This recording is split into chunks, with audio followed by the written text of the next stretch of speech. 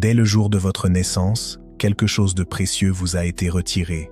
Ce n'est ni votre argent, ni vos possessions matérielles, mais votre énergie. C'est un processus subtil, presque invisible, et pourtant cela se produit chaque jour de votre vie. Vous vous réveillez déjà épuisé, vous traversez les mouvements de l'existence en vous sentant vidé, et vous terminez votre journée en vous demandant pourquoi vous êtes si exténué. Ce n'est pas un accident, ce n'est pas parce que vous êtes faible ou incapable. C'est parce que le monde dans lequel vous vivez a été méticuleusement conçu pour prendre, pour tirer, pour récolter la force vitale même qui vous anime. Ils ont créé un système si fluide, si ancré dans la vie quotidienne, que vous ne remarquez même pas à quel point votre énergie s'échappe. Vous avez suivi le script qu'ils vous ont donné, vous avez travaillé dur, vous avez respecté les règles, vous êtes resté informé, et pourtant, plus vous poussez fort, plus vous vous sentez coincé et impuissant. C'est comme être pris dans des sables mouvants. Plus vous essayez de vous échapper, plus vous coulez vite. Mais voici la vérité, ce n'est pas de votre faute. Il ne s'agit pas d'un effort individuel ou d'un échec personnel, mais d'un système qui tire profit du fait de vous maintenir fatigué, distrait et complaisant. Votre attention, vos émotions, votre temps, ils ont transformé tout cela en une monnaie d'échange et vous payez le prix sans même le savoir. Votre énergie est bien plus qu'une simple ressource physique. Elle englobe vos pensées, votre concentration, vos émotions et tout ce qui motive vos décisions et vos rêves. Pourtant, cette ressource si personnelle est précisément ce qu'ils ont appris à exploiter. Imaginez un bâtisseur chargé de construire un temple invisible, façonné non pas avec de la pierre, mais avec la substance de l'esprit humain. Dans ce système, vous êtes à la fois le bâtisseur et la source des matériaux. Mais on vous a appris à construire les murs de votre propre prison. L'énergie n'est pas infinie. Chaque pensée que vous avez, chaque décision que vous prenez, chaque once d'attention que vous accordez à un coup. Ceux qui contrôlent le système le comprennent mieux que quiconque. Ils n'ont pas besoin de vous prendre quoi que ce soit par la force. Tout ce dont ils ont besoin, c'est de votre attention, car là où votre énergie coule, votre pouvoir va. Le monde qui vous entoure est un jeu de distraction constante conçu pour fragmenter votre attention. Les gros titres des journaux, les notifications des réseaux sociaux, les publicités, tout crie pour obtenir votre concentration, se nourrissant de votre temps et de vos émotions.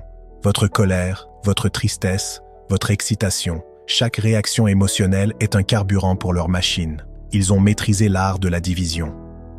Ils créent des conflits politiques, sociaux et même triviaux pour vous garder engagé dans la lutte. Regardez la politique. À chaque cycle électoral, on vous présente 2 choix, comme si votre décision pouvait changer le monde. Mais peu importe le camp que vous choisissez, le système reste le même. Les riches s'enrichissent, les puissants maintiennent leur emprise, et la vie de la plupart des gens ne s'améliore pas. Les choix que l'on vous donne ne sont qu'une illusion, une distraction pour vous faire croire que vous avez votre mot à dire dans un jeu dont l'issue est déjà décidée. On vous dit de prendre parti, de vous disputer, de défendre votre choix comme s'il définissait qui vous êtes. Mais la vérité est qu'ils s'en moquent de savoir quel camp vous choisissez. Ils veulent seulement que vous soyez investis dans le conflit, car tant que vous vous battez, vous ne posez pas de questions. Tant que vous êtes distrait par le débat, vous ne regardez pas l'ensemble du tableau. Vous ne voyez pas que le système lui-même est le problème. Même votre identité est armée contre vous.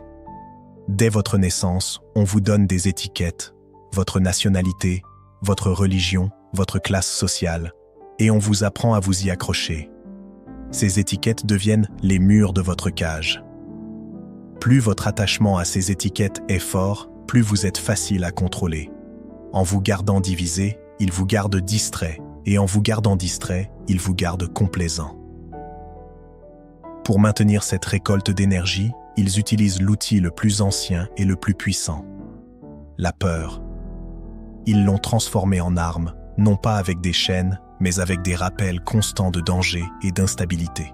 Chaque alerte de dernière minute est conçue pour vous maintenir sur le qui-vive, car la peur court-circuite la logique.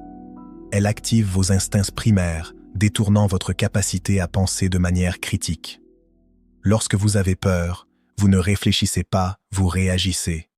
Vous êtes bloqué en mode survie. Cette peur manufacturée maintient votre corps dans un état constant de stress, le cortisol inondant votre système. Vivre ainsi n'est pas seulement épuisant, c'est destructeur. Le stress chronique affaiblit votre système immunitaire, perturbe votre sommeil et obscurcit votre jugement. À terme, cela vous laisse physiquement épuisé et mentalement paralysé, incapable de voir plus loin ou de provoquer un changement significatif. Une fois que vous êtes émotionnellement épuisé, ils vous accrochent au cycle de la consommation. Ils vous disent que le soulagement, le bonheur ou la sécurité ne sont qu'un achat de distance. Ils présentent des produits et des services comme votre échappatoire, mais tout ce qu'ils font, c'est vous garder à la poursuite d'une illusion. La consommation n'est pas conçue pour vous satisfaire, mais pour vous maintenir dans le manque. Considérez le monde du travail. La semaine de 40 heures est devenue la pierre angulaire de la vie moderne, mais nourrit-elle votre créativité ou votre bien-être? Non, c'est une cage intelligemment construite. Vous échangez les meilleures heures de votre journée et les meilleures années de votre vie pour juste assez d'argent pour survivre, mais jamais assez pour vous libérer. Puis vient le cycle de la dette, prêts étudiants, cartes de crédit, hypothèques. Le système s'assure que vous êtes toujours en train de travailler, de lutter, toujours dans un état de déficit énergétique. Même l'environnement dans lequel nous vivons est conçu pour l'extraction. On nous dit que les villes sont les clés du succès, mais à quel prix? Elles sont conçues pour surstimuler et submerger. Le bruit incessant, les lumières clignotantes, les rues bondées, tout cela ne draine pas seulement vos sens, mais votre âme. L'être humain n'est pas fait pour vivre dans des jungles de béton, coupés de la lumière du soleil, de l'air frais et de la présence apaisante de la nature. Pourtant, on nous dit que c'est le progrès. Chaque sirène, chaque klaxon, chaque bruit de construction est un drainage constant de vos réserves mentales et émotionnelles. Dans les villes, les espaces verts sont traités comme des luxes secondaires. Le rythme effréné, cette course implacable d'une tâche à l'autre, vous prive de temps, du temps pour penser, pour respirer, pour simplement exister. Ce drainage se poursuit à travers la technologie. Les réseaux sociaux, autrefois présentés comme un moyen de connexion, sont devenus des machines conçues pour capturer votre attention et ne jamais la lâcher. Les algorithmes ne priorisent pas votre bien-être, mais l'engagement. Et le moyen le plus simple de vous engager est l'indignation. Le contenu qui vous rend colérique ou défensif a beaucoup plus de chances de capter votre attention. Pendant que vous vous battez dans les sections de commentaires, votre énergie est siphonnée. Chaque réaction émotionnelle a un coût. Même la musique a été cooptée. Les fréquences harmonieuses qui s'alignaient autrefois avec la nature ont été remplacées par des sons conçus pour vous maintenir dans des états vibratoires bas. Les basses lourdes et les rythmes répétitifs font appel aux instincts primaires, évoquant l'agression ou le désir superficiel. Les paroles glorifient souvent des relations toxiques ou une richesse inatteignable, créant un sentiment de manque. Tout cela vous laisse fragmenté et émotionnellement vidé. Lorsque vous mettez tout cela ensemble, la peur, le consumérisme, le cycle du travail acharné et la surstimulation urbaine, il n'est pas étonnant que vous vous sentiez vidé. Ce n'est pas naturel, c'est de l'ingénierie. Et plus vous restez piégé dans leur système, plus vous donnez votre énergie. Mais que se passe-t-il lorsque vous reculez? Lorsque vous cessez de réagir, de consommer et que vous commencez à questionner? C'est ce qu'ils craignent le plus. Car au moment où vous reconnaissez ces outils de manipulation, vous commencez à reprendre votre pouvoir. Les fuites d'énergie ne sont pas toujours évidentes. En réalité, les plus efficaces sont cachées à la vue de tous, déguisées en divertissement, en connexion ou en progrès. L'un des outils les plus envahissants est la technologie moderne. Les réseaux sociaux, autrefois présentés comme un moyen de nous lier, sont devenus des machines conçues pour capturer votre attention et ne jamais la relâcher. Chaque notification, chaque défilement infini est méticuleusement conçu pour vous maintenir engagé, vous laissant souvent vidé et insatisfait. Les algorithmes ne privilégient pas votre bien-être, mais l'engagement, et le moyen le plus simple de vous captiver est de susciter l'indignation. Le contenu qui provoque la colère ou la défensive sature votre esprit, et pendant que vous vous battez dans des sections de commentaires, votre énergie est siphonnée par chaque réaction émotionnelle. Même la musique, autrefois outil d'inspiration et de guérison, a été cooptée comme mécanisme de contrôle. Les fréquences harmonieuses qui s'alignaient sur la nature ont souvent été remplacées par des sons conçus pour vous maintenir dans des états vibratoires bas.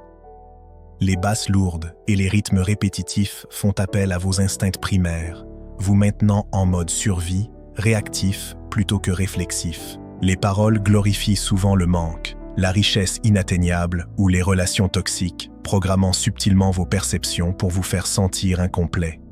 Pour contrer cette fragmentation, il nous faut devenir des bâtisseurs d'un genre particulier. Dans certaines traditions anciennes, on parle de la construction d'un temple intérieur, un sanctuaire invisible façonné non pas avec de la pierre, mais avec la substance de l'esprit humain. Ce travail demande de maîtriser 3 piliers fondamentaux, la pensée, l'émotion et l'action. La pensée, c'est le premier pilier. Votre esprit peut être un guide vers la vérité ou un labyrinthe d'illusions. Maîtriser la pensée signifie discipliner l'esprit pour chercher la clarté plutôt que le chaos. L'émotion. Le deuxième pilier est le cœur de votre expérience. L'émotion est une force puissante qui peut vous propulser avec compassion ou vous détruire par la colère et la peur. Le but n'est pas de supprimer vos sentiments, mais de les canaliser pour qu'ils vous servent au lieu de vous contrôler. L'action, c'est là que la pensée et l'émotion s'incarnent dans le monde physique. Une action sans but peut détruire ce que vous avez mis tant de temps à construire, tandis qu'une action délibérée et alignée devient une expression de votre être véritable. Lorsque ces 3 forces ne sont pas en harmonie, votre énergie se disperse. La pensée sans émotion devient froide et calculatrice. L'émotion sans pensée devient impulsive et incontrôlée. Le système prospère sur ce déséquilibre. Mais en affinant ses piliers, vous commencez à construire une structure intérieure capable de résister aux tempêtes extérieures. Ce temple intérieur est votre refuge, une source de force qui reste stable même quand le monde autour de vous tremble. Vous devenez alors l'architecte et le juge de votre propre intégrité, ne cherchant plus la validation extérieure, mais la connaissance que vous vivez en accord avec vos valeurs les plus hautes. Une fois que vous avez commencé à stabiliser votre temple intérieur, le voyage vous mène vers un territoire plus profond, la solitude et le vide.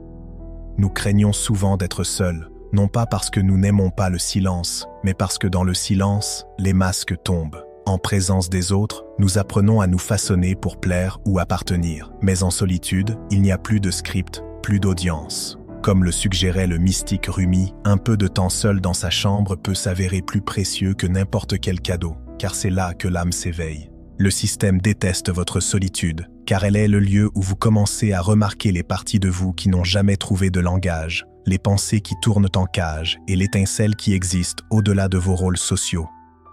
En restant assis dans ce feu du silence, les histoires que vous vous racontez sur qui vous êtes commencent à se dissoudre. C'est le seuil du vide. Ce vide n'est pas une absence, mais une plénitude de clarté. C'est le moment où vous cessez de chercher des réponses pour devenir la question elle-même. C'est ici que survient la réalisation la plus libératrice. Vous n'êtes pas vos pensées. Vous êtes l'observateur, le témoin silencieux de tout ce bruit. Imaginez que vous êtes au cinéma. L'écran affiche une scène magnifique, mais une voix à côté de vous chuchote sans arrêt des commentaires inutiles. Cette voix, c'est votre mental. Dès que vous comprenez que vous êtes celui qui écoute et non la voix elle-même, vous commencez à vous détacher de son emprise. Vos pensées sont comme des nuages passant dans le ciel. Vous êtes le ciel, vaste, immuable et non affecté par le passage des nuages. En poussant cette exploration jusqu'au bout, vous découvrez que l'idée même d'un « moi » séparé est une illusion cosmique. On nous apprend dès la naissance que nous sommes un individu limité, défini par un nom, un corps et des souvenirs. Mais votre corps change constamment ses cellules et vos pensées sont fugaces. Alors, qui êtes-vous réellement ? Vous êtes l'océan et non la vague isolée qui croit être séparée de l'eau. Cette réalisation est l'acte ultime de rébellion contre le système de récolte d'énergie. Si vous n'êtes pas ce « moi » limité, alors vous ne pouvez pas être véritablement effrayé, manquant ou contrôlé. Vous réalisez que vous n'avez jamais été véritablement né dans la limitation et que vous ne mourrez jamais dans l'essence. Votre véritable nature est une conscience pure qui est déjà entière, déjà complète. Se libérer, c'est donc d'abord réclamer son attention. C'est éteindre le cycle des nouvelles anxiogènes, s'éloigner des notifications et se reconnecter au rythme de la nature. La nature n'essaie pas d'être quelque chose, elle est simplement.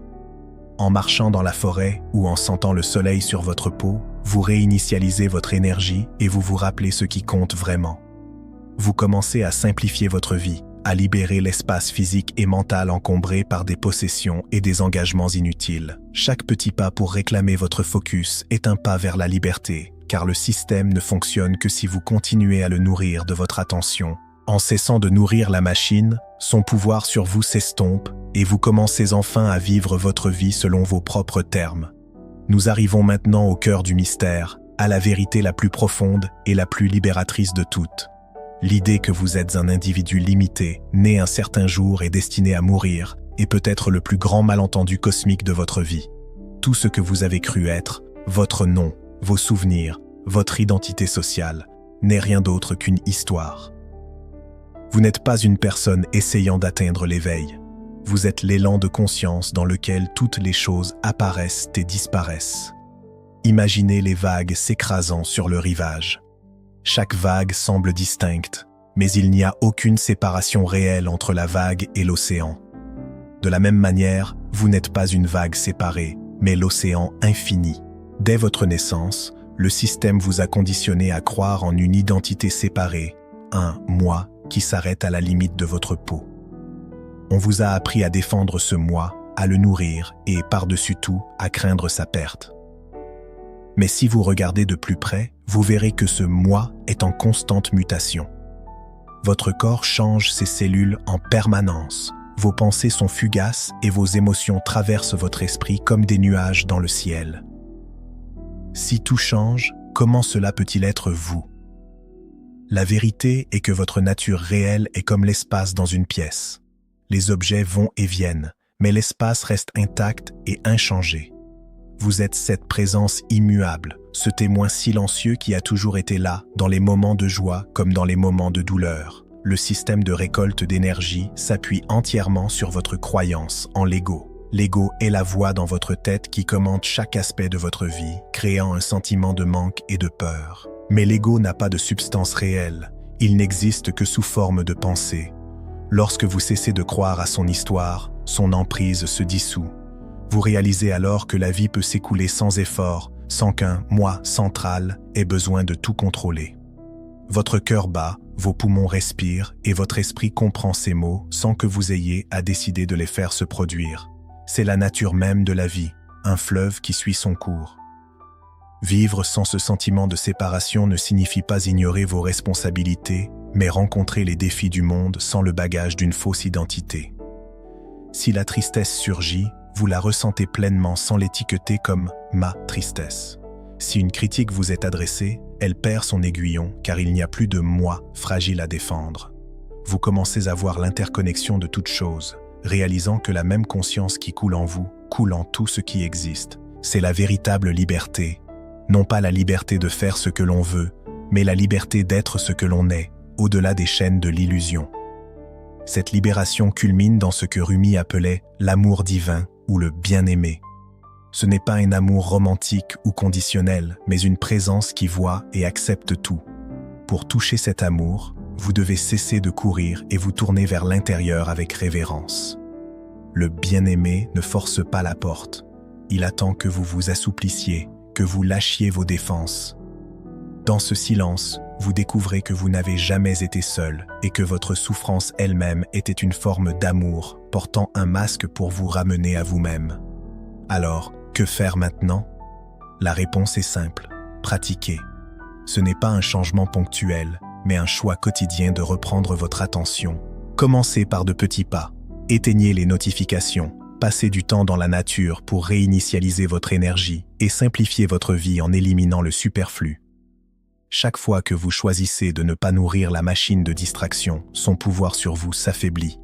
Ne laissez pas ce message rester une simple théorie.